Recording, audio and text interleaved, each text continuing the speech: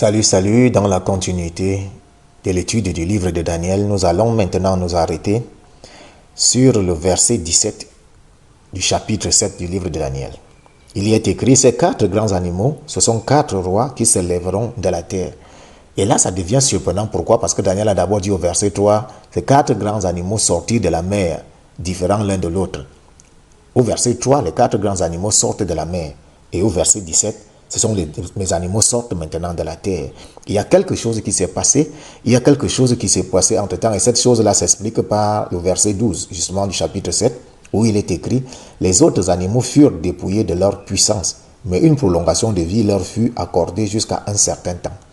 Donc, les premiers animaux qui sont sortis de la mer ont été dépouillés de leur puissance. Mais une prolongation de vie leur a été accordée. Et c'est cette prolongation de vie-là que nous venons maintenant voir au verset 17. Le verset 17 maintenant nous parle maintenant de ces grands animaux. Et ces grands animaux, ce sont maintenant, et le verset 17 nous explique que ces grands animaux-là sont maintenant des rois.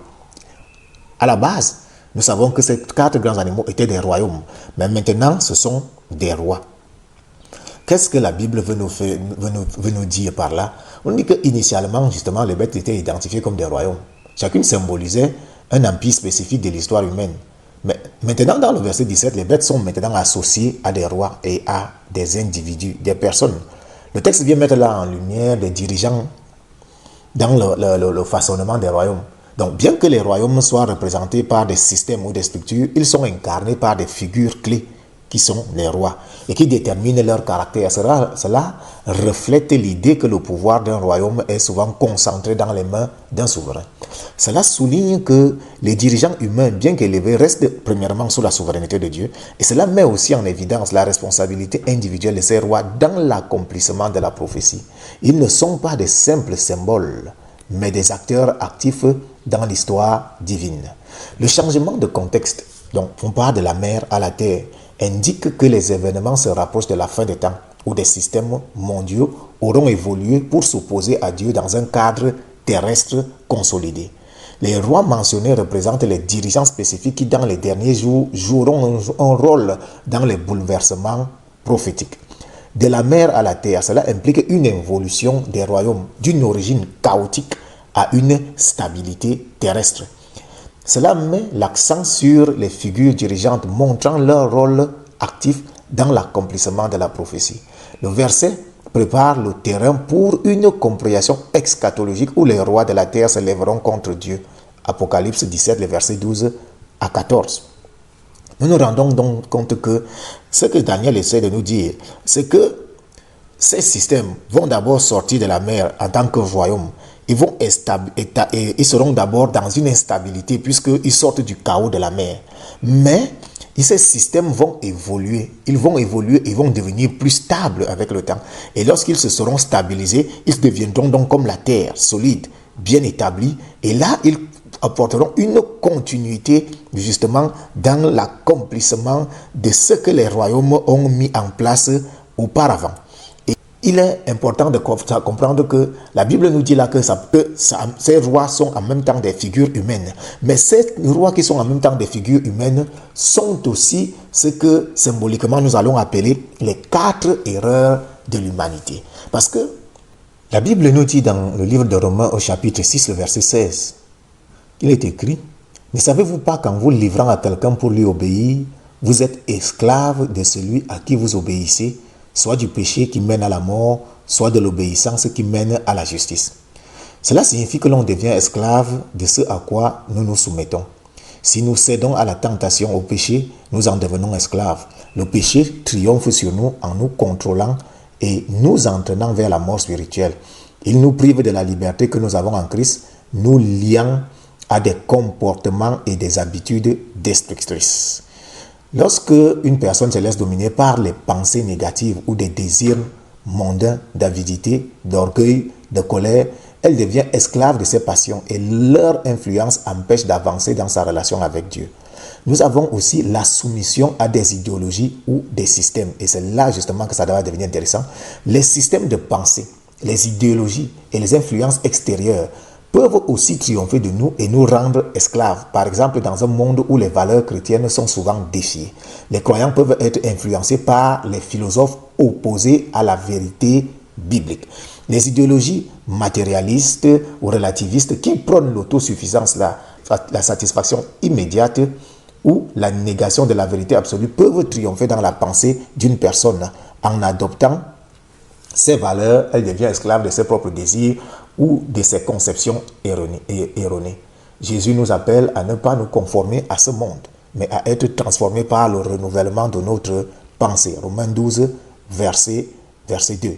Romains 12, verset 2. Et c'est là justement que commence à se révéler ce qui est dit justement au verset 17. Ces 4 grands animaux qui sont en fait 4 grands rois.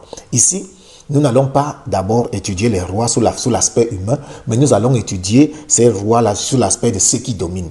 Et sur ceux qui dominent actuellement notre société, il y a 4 grandes erreurs. 4 grandes erreurs dans lesquelles la société est plongée actuellement. Et ces 4 grandes erreurs, je vais commencer à les citer. La première de ces grandes erreurs, justement, c'est le rejet de Dieu. Le rejet de Dieu est déjà une tendance ancienne, mais elle atteint aujourd'hui des proportions inquiétantes dans une société globalisée et sécularisée. Première chose, l'athéisme. Il y a des mouvements aujourd'hui qui non seulement lient l'existence de Dieu, mais combattent activement toute forme de foi, la qualifiant de superstitieuse ou de rétrograde. Toujours dans le même contexte, nous avons une tentative de mélanger toutes les croyances à une spiritualité vague qui refuse la vérité absolue de Dieu.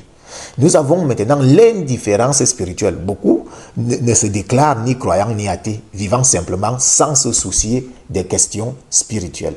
Le rejet de Dieu est justement l'une des premières erreurs que l'humanité est en train de commettre. Et justement, le rejet de Dieu amène avec lui l'athéisme croissant où l'homme se met au centre de tout. L'homme est en train de se mettre au centre de toutes choses actuellement. Nous avons l'idolâtrie moderne qui est en train de remplacer Dieu par la science, l'argent ou la technologie. Nous avons le matérialisme où la satisfaction des désirs physiques remplace les valeurs spirituelles. Et en conséquence, nous avons une vie vide de sens, marquée par une quête incessante du plaisir, mais dépourvue de paix intérieure. Le deuxième roi, c'est l'exaltation de l'homme. L'humanité s'est autoproclamée maître de la création, oubliant sa soumission au Créateur. Depuis la théorie de Darwin de 1859 sur l'évolution, l'humanité, les êtres humains sont convaincus qu'en fait ils se sont auto-créés et ils sont sortis du néant et ont évolué pour être ce qu'ils sont aujourd'hui. Ce qui fait donc que dans l'esprit de l'homme, il y a maintenant l'orgueil. L'homme croit qu'il peut se passer de Dieu. L'homme est convaincu qu'il peut se passer de Dieu. Nous avons toujours dans le même cadre la manipulation de la nature, les technologies non éthiques, génétiques et exploitation incontrôlée des ressources. C'est-à-dire que aujourd'hui, il y a des personnes qui justement se sont levées pour faire justement l'exaltation même de la nature. C'est-à-dire que l'homme est mis maintenant au second plan et tandis que la nature est mise au premier plan. On a aujourd'hui un recul de la foi chrétienne pour laisser place à la foi, à ce qu'ils appellent la mère Gaïa, la terre, qui doit à tout prix être protégée. On voit aujourd'hui des personnes qui renoncent à faire des enfants sous prétexte qu'ils contribuent justement à l'écologie mondiale, à la survie de la planète. Des personnes qui disent qu'ils préfèrent avoir un chien plutôt qu'avoir un enfant parce qu'en ayant un chien, ils contribuent à la survie de la planète. Nous nous rendons compte qu'aujourd'hui, il y a cette manipulation-là, justement, des pensées qui donnent de croire qu'en réalité, la nature est même au-dessus de l'être suprême que Dieu a créé, c'est-à-dire l'homme. Nous avons l'égoïsme. La priorité à l'individu au détriment du collectif. C'est-à-dire que les gens ne pensent maintenant qu'à eux-mêmes et à leur réalisation personnelle. Ils s'en foutent complètement de ce qui peut arriver aux personnes tout autour d'eux. Et cela est dû à quoi? À cause justement du deuxième roi qui a été implanté dans l'esprit des êtres humains, c'est-à-dire l'exaltation de l'homme. Maintenant, nous avons pour conséquence en cela la dégradation de l'environnement, la rupture des relations humaines et le déséquilibre global. Le déséquilibre global. Et ensuite, nous avons le troisième roi qui s'est établi, c'est le relativisme moral. Relativisme moral. L'autre là, c'est certainement un des plus grands tueurs de la chrétienté actuellement. Parce que le monde adopte une philosophie où tout est relatif, où chacun définit sa propre vérité. Nous allons nous rendre compte que parfois aujourd'hui, tu te lèves et tu parles à un enfant de Dieu et il te dit qu'il faut me laisser les histoires de votre livre là que moi-même j'aurais pu écrire. Parce que vous vous rendez compte qu'aujourd'hui, beaucoup de personnes pensent que le livre saint, le livre dans lequel nous nous fions, où nous lisons la vérité qui est la Bible, est un livre que n'importe qui pouvait écrire en se levant un bon matin. Et ça, c'est le relativisme. C'est le relativisme qui amène ce genre de pensée dans l'esprit de l'être humain. Et ce relativisme-là, aujourd'hui, est la cause de plus de morts spirituelles. C'est-à-dire qu'il y a beaucoup de personnes qui se détournent maintenant justement de Dieu à cause du relativisme.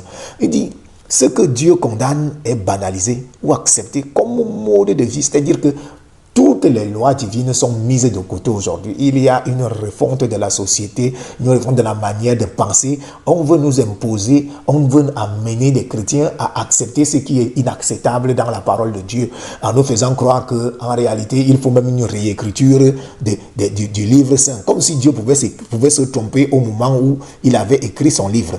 Nous avons l'établissement de l'injustice. La vérité est manipulée au profit des puissants. C'est-à-dire que lorsque on diffuse une information aujourd'hui, une information qui semble vraie, cette information-là n'est vraie que si les puissants disent que c'est une vérité. Si les puissants refusent cela comme une vérité, on va s'arranger à nous faire comprendre que ce que vous pensez que c'est la vérité là, c'est pas la vérité. Jusqu'à ce que, à un certain moment, les gens se mettent à croire au mensonge comme si c'est ce qui était la vérité. C'est ça, la manipulation de la vérité aujourd'hui.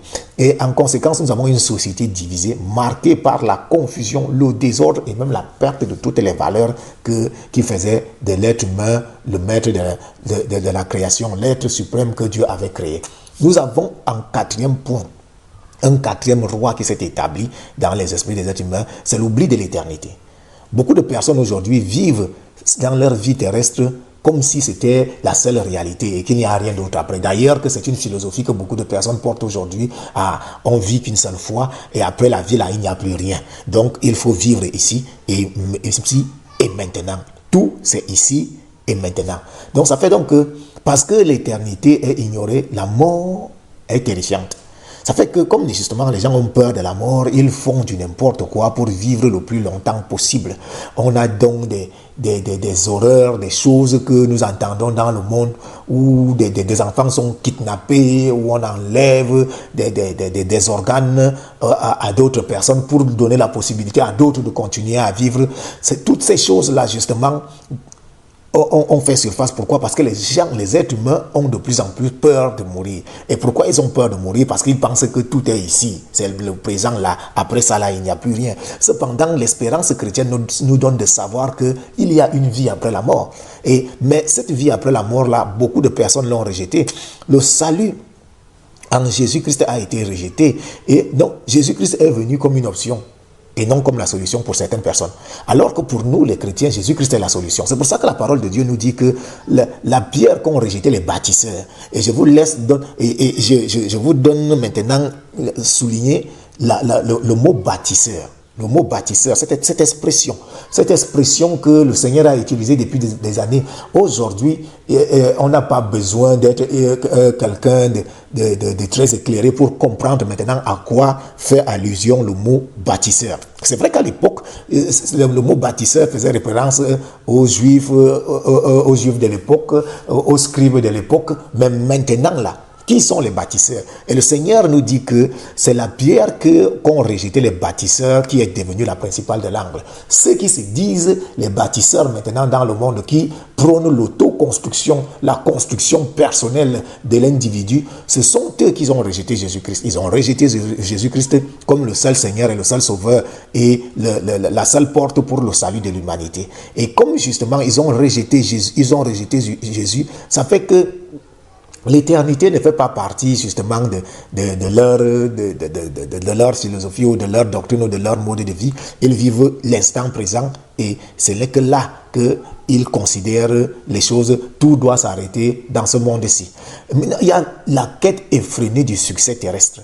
on sacrifie l'essentiel pour l'éphémère. C'est-à-dire qu'aujourd'hui, de plus en plus, des gens sacrifient leur vie pour être célèbres. Les gens sacrifient leur vie et parfois ils ne se sacrifient pas seulement eux-mêmes, ils sacrifient, non seulement ils vendent leurs âmes, mais en plus, ils sacrifient les vies d'autres personnes pour entrer dans la célébrité, pour être célèbres. Et cette quête effrénée de la célébrité fait aujourd'hui que les gens oublient complètement que un jour ou l'autre Jésus-Christ va revenir et que on devra faire face au jugement. Tout cela donne à comprendre une chose. Tout cela nous amène à une chose. C'est qu'il y a une absence de préparation pour la vie éternelle et surtout de la perte de l'âme. Parce que puisque les gens ne croient pas à l'éternité, ils ne se préparent pas à la venue de Jésus-Christ. Et comme ils ne se préparent pas à la venue de Jésus-Christ, eux-mêmes, ils perdent leurs âmes. Comme le Seigneur a dit, il n'est pas venu pour juger le monde. Mais celui qui le refuse est déjà jugé lui-même. Il se condamne lui-même. Tous ceux qui ont rejeté le Seigneur Jésus-Christ se sont jugés eux-mêmes. Et maintenant, la solution à ces 4 erreurs, justement, c'est quoi? La première des choses, c'est le retour à Dieu. Reconnaître Jésus-Christ, notre Seigneur et notre Sauveur, comme le Dieu créateur et Seigneur. Ensuite, de marcher dans l'humilité et la soumission à ses commandements. Ça, c'est le deuxième point. Un troisième point, c'est adopter les valeurs fondées sur la parole de Dieu et non sur les pensées humaines. Et le quatrième point, c'est se préparer pour l'éternité en recevant Jésus-Christ comme Sauveur. Nous bénissons le Seigneur pour cette phase qu'il nous a donnée encore, de comprendre encore toujours dans le livre de Daniel en ce matin. Nous continuerons pour la prochaine fois toujours dans l'étude de ce livre de Daniel pour continuer à comprendre justement ce que le livre de Daniel nous enseigne. Parce que nous devons comprendre que le livre de Daniel est intimement lié au livre de l'Apocalypse. Vous vous rendez compte que dans le livre de l'Apocalypse au chapitre 13, il y a justement aussi 2 bêtes. Une qui sort de la mer et une qui sort de la terre. Mais dans le livre de Daniel, on parle de 4 grandes bêtes. Une qui va sortir aussi, des 4 grandes bêtes qui vont sortir de la mer et l'autre qui vont sortir de la terre. Donc nous nous rendons compte qu'il y a un lien. Ces bêtes-là sont liées. Et par la grâce de Dieu, dans le prochain développement, nous essayerons d'établir le lien justement entre les bêtes de Daniel et celles du livre de l'Apocalypse. Soyez bénis au nom puissant de Jésus-Christ de Nazareth.